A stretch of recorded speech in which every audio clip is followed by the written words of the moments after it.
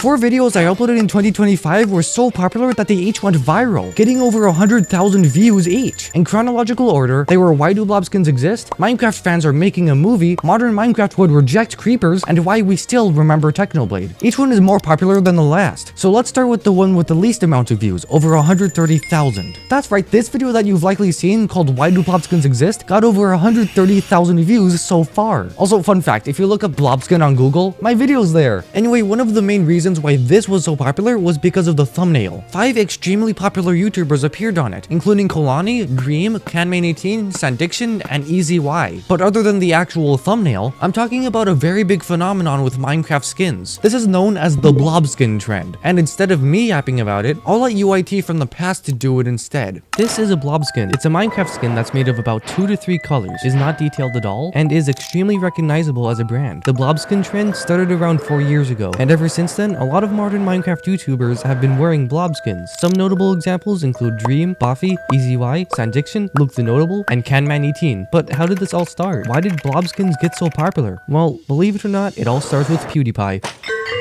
You see, it all started on June 21, 2019, when a small YouTuber named PewDiePie uploaded a video called Minecraft Part 1. This video would get insanely popular, and tens of millions of people would see it. One of those people was Dream. Dream, at the time, was kind of a coder and seed finder, so he tried to find the seed of PewDiePie's world and made some videos about it right after making a viral cursed Minecraft video. This caused him to become somewhat popular, which is why people were starting to see the new icon that was his skin. Even in his very first video, Dream wasn't even wearing the blob skin we know today. It was an e-boy skin, an ongoing trend at the time of the video's release. But a few videos later, he would show this skin for the very first time, a white character with a black outline on a bright green background. It was even shown in the thumbnail of a video about illegal Minecraft happiness. You know the story of Dream. On December 26, 2019, he uploaded his very first manhunt video using this skin. This would be the first of many videos about Minecraft speedrunners versus hunters that would make his name as huge as it is today. This one idea, Minecraft Manhunt, was kind of Dream's entire success. His peak was when he made them, and his fall was when he stopped making them. But he got hundreds of millions of views on these videos, which meant that hundreds of millions of people saw his Minecraft skin. Some of these people would make content of their own, inspired by Dream. For example, Sandiction, a popular Minecraft YouTuber who has a blob skin that's similar to Dream's, had his first video be an exact copy of Dream's first video. So yeah, it's pretty safe to say that Sandiction was somewhat inspired by Dream for the making of his first YouTube video. Anyway, Sandiction wasn't the only up-and-coming YouTuber at this time who used the blob skin. Other YouTubers like Kolani, Buffy, and EasyY were using them too, in hopes to gain popularity from a simple but recognizable brand, just like Dream did. Some people think that Canman18's skin is a blob skin, which is true, but in his defense, he made his skin before Dream. So is his skin really a blob skin? I'll let you answer that question. But these blob skins were quickly taking over the entire Minecraft YouTube community. Sure, there were some YouTubers who had detailed skins, like Technoblade, DanTDM, Preston Plays, Recrap2, SB737, and more, but this point was the peak of blob skins. At one point, they were more popular than regular ones. There are 3 main reasons why people use blob skins. The first reason is because they saw how popular Dream was getting with such a simple skin, and that they can do it themselves, which is honestly true. The second reason is because it's eye-catching. Bright colors like green, white, orange, magenta, and other colors like those catch the eyes of many viewers on YouTube, especially kids. This also led to some YouTubers painting their worlds green just to increase retention by like 2%. The YouTube grind is real. The third reason is because it generates a recognizable brand. As soon as I show you Dream's Minecraft skin, you can immediately recognize it, which is no surprise. This is his face. This is his face. The face of his YouTube channel. It's simple, but also insanely recognizable. Now look at these other YouTubers, like Buffy. Buffy's skin, although very simple and not detailed at all, is very recognizable. It's literally the epitome of blob skins, having a white body, a white head, and a black face. If you watch Buffy and you see this image, you immediately recognize him. Those are the 3 reasons why so many Minecraft YouTubers use blob skins. It gets popularity, it's eye-catching, and it's recognizable. That's basically all you need for a brand. Many people call these blob skins, and they're right, but there are some skins that are kind of like what people call a gray area. You see this skin? This is a blob skin. Just kidding, this is an extremely detailed skin. This is a blob skin. Or is it? This is Leo Wook's skin. Without his suit, there's no denying that he's a blob skin. But with his suit, I don't think he's a blob skin. And that's because of one reason, texturing. Look back at all these iconic blob skins. Notice anything? There is no texturing at all. Just solid colors. They look like concrete. But Leo Wook's skin has texture. It's actually really hard to find a blob skin with texture. Like, this is one I could find belonging to a Minecraft YouTuber named Parrot. It kind of looks like a blob skin. Like, for the most part, it only has 4 main colors, most of which being blue. But Parrot's skin isn't simple. In fact, it's complex. It takes 13 milliseconds for your eyes to process an image, like this one. That was Dream, and just by looking at it for 13 milliseconds, you likely have a rough idea of exactly what it looks like. If I show it to you for around 10 seconds, then ask you to draw it on a skin drawing website, you can most likely do a pretty good job at it. This is my attempt. Dream is the most popular example of this, but all blob skin YouTubers have this. You can draw their skin insanely quickly and easily. This might be easier for YouTubers like Buffy and Sendiction because of their extreme simplicity, but harder for YouTubers like CanMain18 and Parrot. If you try to draw Parrot in a quick session, you likely get a lot of things wrong, but at least make it recognizable as Parrot. Same with CanMain18, but his is way simpler. Anyway, if you try to draw Buffy or Sendiction, you would likely draw them at least half perfect because of their simplicity. But with CanMain18 and Parrot, and especially for Parrot, your drawing would likely be extremely inaccurate to the actual source. By the way, shout out to Buffy for commenting on my video. This is true with a lot of skins that aren't exactly blob skins, but meet some of the criteria to make them kind of look like blob skins. We got Parrot like I mentioned, but some other skins that kind of look like blob skins, but also don't, include Leowook, Radoons, iJevin, Jet Starfish, Cheap Pickle, Blue, Mug'em, and others. But, and this is according to you, the undefeatable army, Leowook isn't a blob skin with his suit on, according to a vote where over 200 people participated in. 23% of you voted that he is a blob skin, and 77% of you voted that he's not a blob skin. So my verdict, and most likely yours, is that Leowook is not a blob skin. But what about this skin? This skin is a blue guy wearing sunglasses with a leather jacket on. Let me describe Leowook's skin again. He doesn't have a face. All he has is a white faceless head with an LW tattoo on it, and then he has a tuxedo with a tie. Under the tuxedo, he is completely white, no texture. Let me describe this skin again. Most of it is textured light blue, but the hands are textured pink. The jacket is kinda textured, but only black and gray, and it has socks. This is my skin. If Leowook's skin with the suit isn't a blob skin, then mine isn't either. There's no doubt that both of our skins are in the gray area of blob skins, but according to 500 people 3 weeks ago, my skin is apparently a blob skin. I'm not angry that y'all think it's a blob skin, because to be honest, it's kind of funny, but also I strongly disagree. The first thing that makes a blob skin is the amount of colors. Leowook has 4: white, black, gray, and yellow. Mine has 4 main colors: blue, black, gray, and pink. But if you count the shades of colors, it's dark blue, light blue, cyan,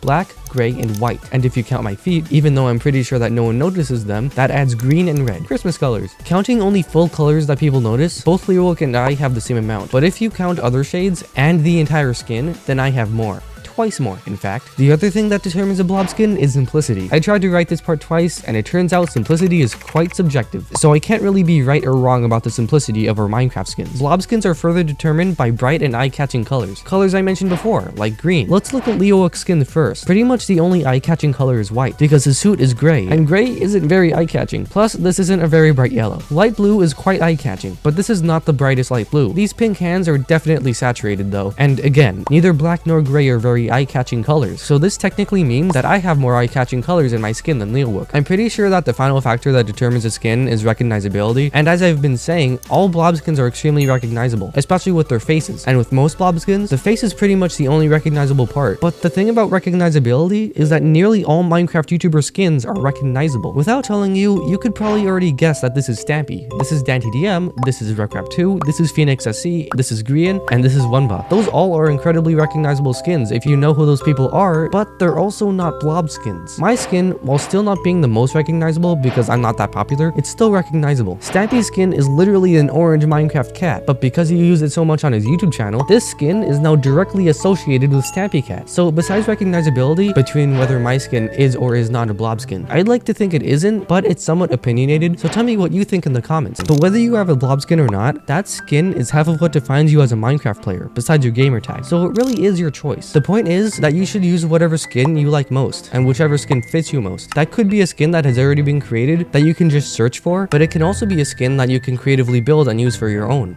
That video was pretty cool, but I hate it because it's so old. To summarize, Dream basically started the trend by making his iconic skin look like this, and then some other YouTubers did it, and it got out of control pretty quickly. The reason it went viral is mainly because of the YouTubers mentioned. As I said in the video, their skins are extremely simple and recognizable, which means that you can look at them for 13 milliseconds on a thumbnail, then easily know exactly what you're looking at, and that's apparently why 100,000 people clicked it. Also, my skin might be a blob skin, but I still don't think it is, especially with the festive one I'm currently wearing. But tell me off in the comments comments if you want. The next video was about how Minecraft fans are making a movie, and it's animated. Ooh. Really, this was just news about how some people in the Minecraft community are making an animated Minecraft movie despite Warner Bros. And Mojang. I left the project a while ago because I wasn't really contributing much to it besides me making a viral video on it. I would talk about it here, but since this happened like over 8 months ago, my memory is out of whack to explain it, so I'll let myself explain it. Minecraft fans are making their own movie. That's right, this isn't a small fan film made by a handful of people. This is a full-scale, community-driven Minecraft movie project. Basically, since a lot of people really hate the upcoming Minecraft movie and don't do anything about it, these people are collaborating with the entire Minecraft community to make a movie that people actually like. There are lots of differences between this and the actual movie, and I'm sure you have a lot of questions, like will it be animated or live action? How will it be made? How long will it be? Can I be in it? Can you be in it? Well, the good news is that they're allowing literally everyone to be in it, including you.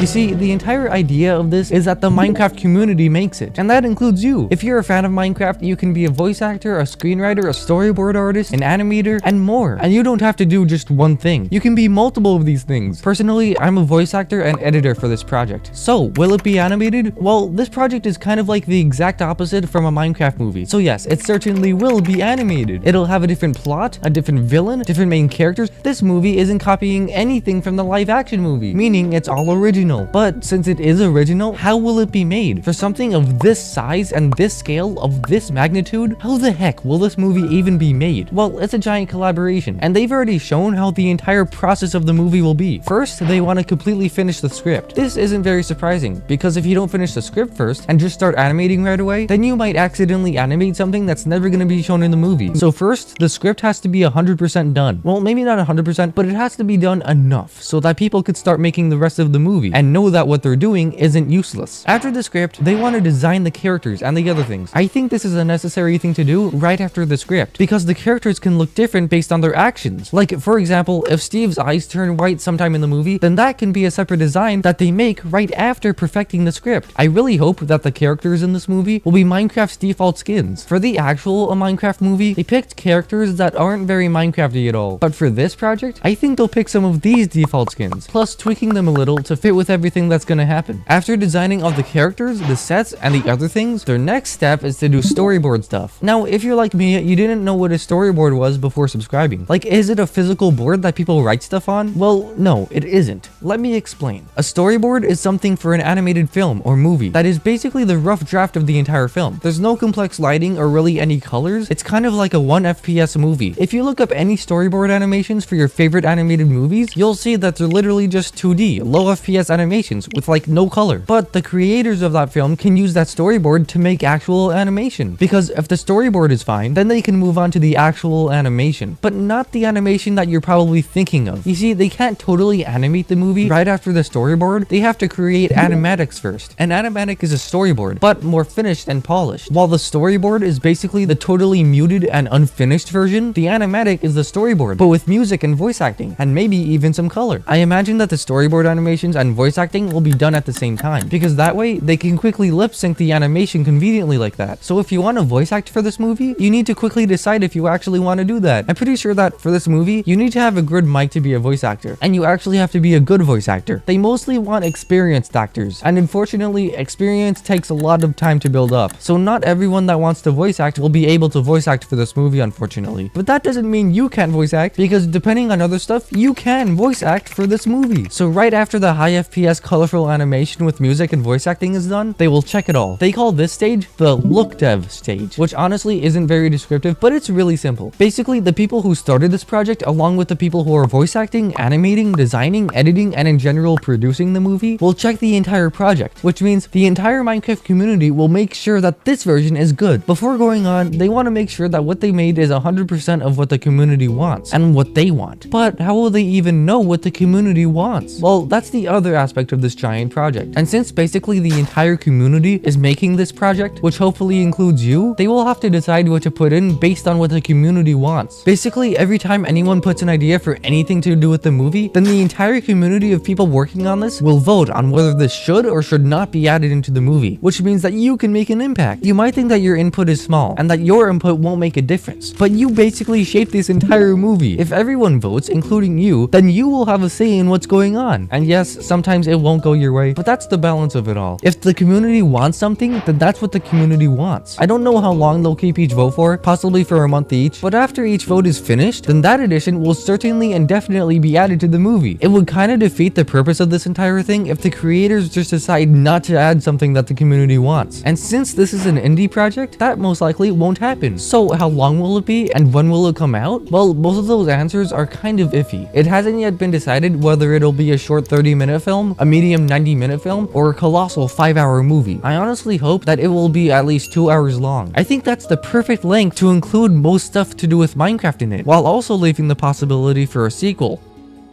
And when will it come out? Well, that hasn't been decided either yet. To answer your question as truthfully as possible, it'll most likely come out before 2030. Yeah, this is a really long-term project, and honestly, a lot of people working on it now won't see the final product. But your ideas that you suggest could make it into the final film, even if you decide to leave halfway through. And then you could watch the final film and be satisfied that your decision got to be in the movie. I think that the movie should be released on Minecraft's birthday, on May 17th of some year. I think the likelihood of this movie being released before 2030 is most likely guaranteed, and I think it'll most likely be released in like mid 2027 or early 2028, which basically either means May 17, 2027 or May 17, 2028, which is Minecraft's 19-year birthday. There is another colossal project that's similar in size to this one that launched years ago called BTE, or Build the Earth. This project, as you could guess, is to build the entire planet that we live on 1-to-1 scale in Minecraft, and I honestly really like the idea of it. They've completed around 7% of New York so far, and that's actually giant. The creator of this project, Pippin FTS, basically said that it won't be completed in this decade. It'll most likely be completed in the 2030s or 2040s or maybe even the 2050s. That project is a similar scale to the fan film, but it is not the same. Obviously, a movie isn't the same thing as the entire Earth, but it is still a really big project. The original Minecraft movie took 11 years to make because it was announced on February 28, 2014, which was over 4,000 days ago. I don't think that this movie will take that long because this movie is at least organized. Like, the script for the original Minecraft movie was not finished until just a few years ago. And the amazing thing about this movie is that a rich person doesn't make it, a giant corporation doesn't make it, not even the developers of Minecraft themselves make it. You can submit questions, you can submit ideas, you can contact the creator, you can vote on what gets included and excluded. And the best part is that you are the one who shapes this movie, so shape it however you want. Do not hold back. I hate this video less, but it's still quite old. To summarize, some people in the Minecraft community have taken it upon themselves to create a movie better than Mojang and Warner Bros. And honestly, they might succeed. But given the fact that this video was posted over 8 months ago, it probably won't be completed anytime soon. Heck, you'd be lucky if the project is still being worked on as you're watching this. A little fun fact about this video is that the video that made me want to make this video actually only has 5,000 views, so I kinda stole all their views from them. Anyway, the main reason why this video went viral was because of the hate towards the Minecraft movie that most of the community was sharing at this time. I remained optimistic in that time, which probably robbed me of views, but ironically, the only Minecraft movie related video that I made that wasn't about the official movie was my most popular video about the movie. Anyway, now we're moving on to the most interesting video, which is about why modern Minecraft would reject creepers. It's because of this video that I've actually quit YouTube and started becoming a psychic, because clearly I'm a future teller. But again, instead of me repeating myself over and over, which would lead to me repeating myself some more, which would lead to a repetitive viewing experience, I'll let UYT explain it for me. Modern Minecraft would reject creepers, and they would also reject pigs, cows, chickens, and even the nether dimension, and more. But they're still in Minecraft because of what Minecraft is as a brand. The creeper is a very iconic mob, and it has a very iconic face, and removing that would basically remove the icon of Minecraft. So why would they not be added in modern times? Well, it's because of Mojang's new and very strict rules for adding things to the game.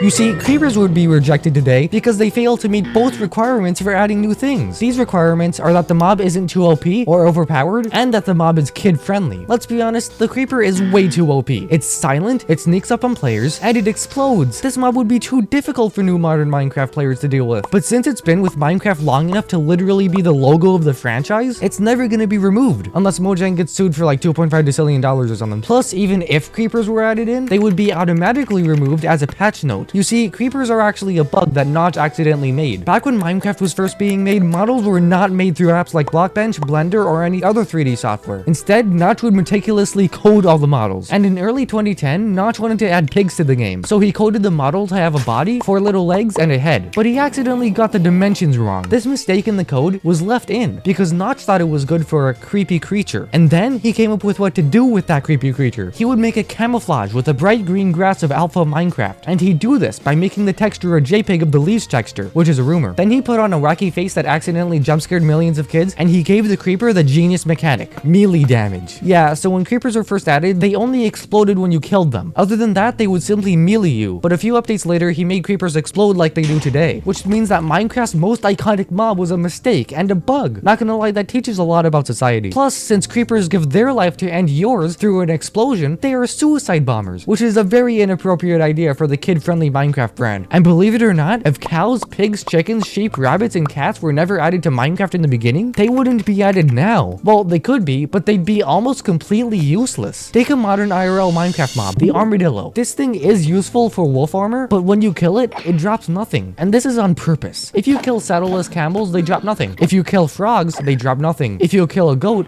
it drops nothing. If you kill an axolotl, they drop nothing. If you kill bees, they drop nothing. If you kill foxes, they drop nothing, unless they have something in their mouth. This is because Mojang doesn't want to promote murdering non-human animals to Minecraft players, because making real-life animals drop something useful would promote animal killing, kinda. But since cows, chickens, pigs, sheep, rabbits, and cats have all been in the game for so long, they can't really have their drops modified, because their drops are iconic. If cows were added today, they likely wouldn't drop beef, they likely wouldn't drop steak, they likely wouldn't drop leather, they likely wouldn't drop anything. Same with chickens, sheep, and rabbits. And if pigs were added today, the only thing they would drop would be sometimes a saddle. But then again, if you kill a chicken and don't expect it to drop chicken, then you're probably expecting the wrong thing. Mojang still made goat's milkable because that's realistic. On the same kind of reasoning, wolves would most definitely be rejected today. Just imagine a kid playing Minecraft for the first time, seeing how wolves work, then going into the wild, finding a wild wolf, and coming up close to it, and feeding it a bone. It would not freaking work, for obvious reasons. Mojang does not want to promote that kind of dangerous activity to kids, so they simply would not add wolves to Minecraft. And according to the Firefly logic, they would add wolves after 2 years. The rule that Mojang set for Minecraft is that all hostile mobs must be fantasy creatures. You know, zombies, creepers, and skeletons? Hey Mojang, skeletons are real. To be fair though, I'm pretty sure that you'll never find a walking human skeleton wielding bows and arrows in real life. But for spiders, Mojang would certainly reject them today. Spiders and cave spiders are some of the only bugs in Minecraft, and they are hostile mobs that are real life creatures. Okay, fine, spiders are kind of half hostile, half neutral, because they only attack you if it's dark or if you attack it, but they're still hostile sometimes. But you're right, Minecraft spiders are like 2 meters big. Spiders in real life can't grow that much. You know what? Wait, you're right for once. But they are still spiders, just like how skeletons are still skeletons. But by this logic, chicken jockeys would never be added because they're technically possible to put a decomposing dead child on the back of a chicken in real life. You know why Mojang won't add sharks to the game? Well, there are 2 main reasons, and both of them are stupid. You see, the first one is that they don't want to add endangered species to Minecraft.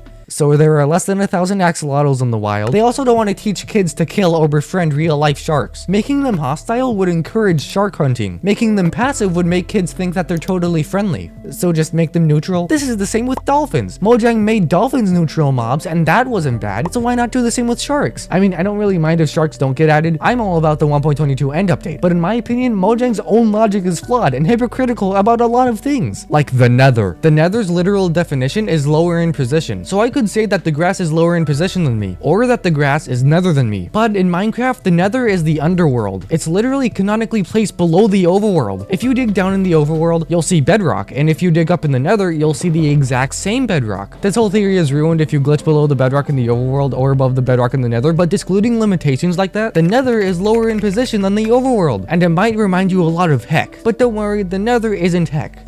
Probably. You see, a long time ago, a really long time ago, there was a world type in Minecraft called, and I'm not even gonna say this in a different way, it was called Hell. I never played it because I'm pretty sure it was created before I was born, but I'm pretty sure it was just a regular Minecraft world, but the water was replaced with lava, kinda like how the Nether looks. Don't worry, despite the Nether looking very similar to the world type literally called Minecraft Hell, the Nether is not a direct Minecraft recreation / adaptation of it, but it does kinda look like it. What with the lava, the netherrack, the fiery hostile mobs, the instant evaporation of water, and humanoid pigs? Since this place kinda looks like heck, Mojang would not allow it to be added today. Adding something like this would damage the kid-friendly brand of the game. Also, something kinda funny about the Nether is that for a history presentation at school a few months ago, I had to explain why Minecraft is beneficial to society, and one of the counter arguments was that the Nether kind of looks like heck, and the teacher gasped when I said that. But that's a story for another video, if y'all want it. It's clear that modern Minecraft would never add creepers, cows, pigs, chickens, sheep, rabbits, cats, wolves, spiders, cave spiders, bees, or the Nether. But there are also some additions that, if they were added to the game already, they would never be removed. A good example of this is vertical and combinable slabs. The reason why they're both rejected ideas is because they inhibit creativity. But UIT, how do vertical and combinable slabs inhibit creativity? If anything, they should enlarge it. Well, wait, one of the rules of creativity is that you have to be restricted to be creative. That's one of the reasons why Minecraft is such a creative game. You're restricted to only the 3D cubic grid normally, and you can only build using blocks that are mostly all the same size. If Mojang added vertical and combinable slabs, then players would just use those instead of creatively thinking about how to do stuff without them. For example, if you wanted to create a double thick wall and vertical slabs were in the game, then you would simply do this. But since they aren't in the game, you have to choose from a lot of other choices. You could make it 2 blocks thick, or use map art, or use trapdoors, or a lot of other things. My point is that restrictions create creativity. This is the same reason why furniture and mirrors will never be in Minecraft without mods. You can already create furniture by using minecarts and pistons like this. And that's being creative. It's not breaking Minecraft rules because Minecraft has no rules when building, and really, the game kinda has no rules to play it at all. Using glitches to construct things in Minecraft is actually encouraged by Mojang. This is actually the reason why powered rails exist. You see, in order to make minecarts faster, players similar to Canman18 would rub minecarts against each other, which would give them speed. But since powered rails exist, you can use those instead. And powered rails would not exist if players didn't glitch their way to light speed. You can create mirrors like this just by building a replica of the room it's placed in, like what Stampy did. But the final thing that modern Mojang would reject, but would still be in the game if it was added before, besides Merbeast, Donald Trump tariffs, GTA 6 delays, Nintendo Switch 2, or Mario Kart World, guns would be in Minecraft if they were added earlier, but they'd be rejected modern day. This is kinda like the Nether. They'd be rejected today because they're not child friendly, and also because of Fortnite. But if they were added earlier in Minecraft's development, they would still be here. And I have proof. Look at these things, the bow and the crossbow. These things function very similarly to guns. And if you give crossbows enough quick charge and activate them fast enough, they are miniguns. Look at this. Plus, if you really want guns or any other addition that Mojang would reject, I guarantee that you can find it through mods and or add-ons. And if you like this video, I uploaded a similar video literally just now.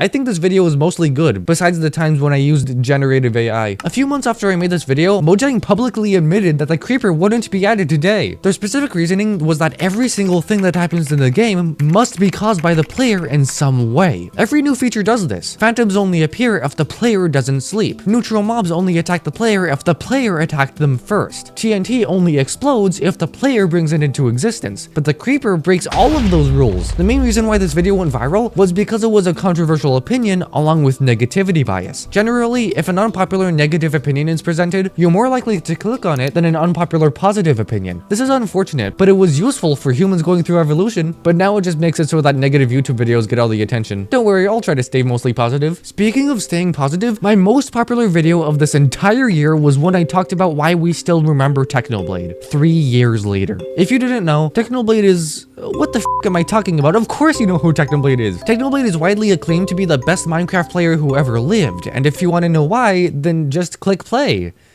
Oh right, this is my TV, not yours. Well anyways, Technoblade tragically died almost exactly 3 years ago. For most people, even famous ones, after they die, most people eventually move on, and only some people think about them each day. But for Technoblade, that's different.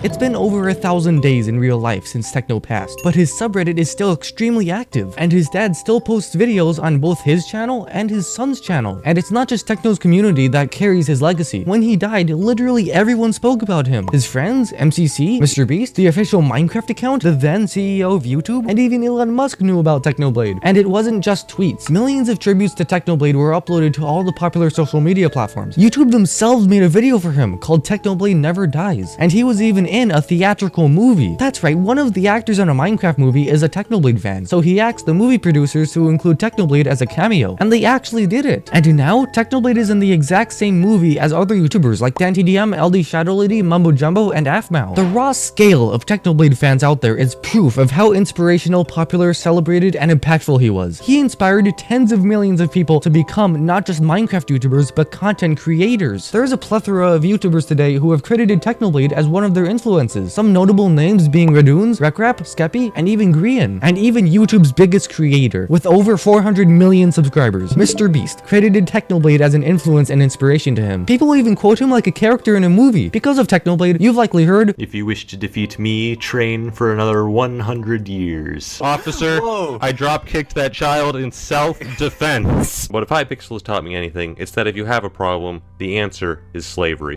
When Techno died, he had a little over 10 million subscribers, which was his goal for the entirety of his career. But in the 3 years since his passing, it has doubled. It's clear how popular and influential Techno was, but why and how can one person, one Minecraft YouTuber, become this giant? And don't worry, I'll get straight to the point. So, he was insanely amazing at Minecraft PvP, he made fun of literally everything, he had a giant ego that reminds me of Puss in Boots, and his style was extremely unique. In a previous video, I talked about that last thing, but Techno probably was one of, if not the best Minecraft player in terms of PvP and game knowledge. Remember Minecraft Mondays and how Technoblade absolutely destroyed famous Minecraft celebrities in it? Many people do, and his streams are still watched multiple times to this day. Even when he was challenged by Mr. Beast to beat Dream for $100,000, he won. And keep in mind, at this time, Dream was thought about as the best Minecraft player to a lot of people, and winning that duel really did cement him as one of the most skilled Minecraft players of all time. Other than PvP, he made fun of everything he possibly could, even himself. There isn't a single video that he made that doesn't carry a joke with it. And even in his darkest moments, when he literally said that he was diagnosed with cancer, the incurable and terrifying disease that kills millions a year, he made fun of it. And the fact that he did that really shows his character and his consistency. The fact that he made fun of a literal death-causing disease says a lot about him, in a good way. He put himself before others. But in terms of YouTube and community, he put others before himself. He died a hero and he laughed in the face of death. Literally. When people have humongous and indestructible egos, they're often disliked and controversial, but the way Techno did it reminds me a lot of Puss in Boots, if you've watched those movies. He never denied the fact that he had a big ego, and he even pointed it out sometimes, but his ego often contributed a lot to his humor. Look at this clip from his duel against Dream. And here you see Dream's second mistake is letting me get a bunch of these axe crits for free. Of course, his first mistake was challenging me in the first place. This shows that Techno knew that he was one of the best Minecraft players in terms of PvP and knowledge, and he did not shy away from capitalizing on that. He never even got his ego destroyed. Technoblade was the exact same person from when he got popular up to when he passed, and the fact that he was the same person all that time made him one of the most unique Minecraft YouTubers to ever live. One of the things that proved that is the fact that he named his final video that he ever made, "So Long Nerds." This title is incredibly sad, because it shows his unique style of being funny about everything, and it proves that Technoblade really did pass away. But it's also incredibly happy, for most of the same reasons. A lot of Techno's attributes carry on with his family members, especially with his dad. A few months after he passed, Mr. Technodad created his own YouTube channel, which he uses to upload videos on for himself and for his son. His love for the Technoblade brand and his channel is very obvious, as he was the one who pushed Techno's video count from around 990 to 1000. And of course, Techno's 1000th video is about his sub count, and it's actually one of his longest videos, almost being 3 entire hours long. I remember waiting for it to premiere one morning and telling my mom about it, but neither of us really knew the length, so we sat there for nearly the entire thing, but it wasn't a waste of time. I like most of that video. Many people can't even think about Technoblade because of how sad his passing was and is. And I don't blame people who think that way, but he has left 1000 videos for us to go back and watch. So while he's dead, his legend is still alive, his legacy is still alive, and his community is definitely still alive. Also, in this video, I tried to get straight to the point as much as possible. I don't care about the length. When I last uploaded a Technoblade themed video like this a year ago, a lot of people thought that I was glazing, but that is completely false. I make these videos to honor a legend, not for clout. And in order to keep his spirit alive and to remember him, I want to make it a tradition on my channel to make a video for him and his fans every year to acknowledge why we still remember him. I never got to meet him, Techno never even knew I existed, but Technodad once replied to me on a comment I made on r/Technoblade, and that makes me happy. Well, that sure was a video. This topic is incredibly sensitive to talk about, which is why I won't talk about it for long. But of course, as expected, the main reason why this video went viral was because of the person being talked in it. Because of Technoblade's legacy, making a genuine video about him is basically a ticket to virality. That being said, I didn't make it entirely to go viral. I made it to honor a legend. Also, a fun thing about this video is that it's canon to the Technoblade lore. Shout out to Lucid on Discord for letting me know about this. If you go to technoblade.com, go to Techno World, and then Technoblade, the man, the pig, the legend, then scroll all the way down, you'll see my video. I'm incredibly appreciative of every single person who watched my most popular videos. Heck, all of my videos. I'm thankful for all of you. But without getting too corny, I might end my last video of 2025 here. If you want to watch all 66 2025 videos over again, which I'd advise you do if you're an insane person, the playlist is going to be right here. That was a lot to talk about this year, but like always, I thank you for watching these UIT Minecraft videos. I hope you enjoyed and learned something from them. Jesus Christ is still Lord and King. Happy New Year, and until next time, undefeatable army.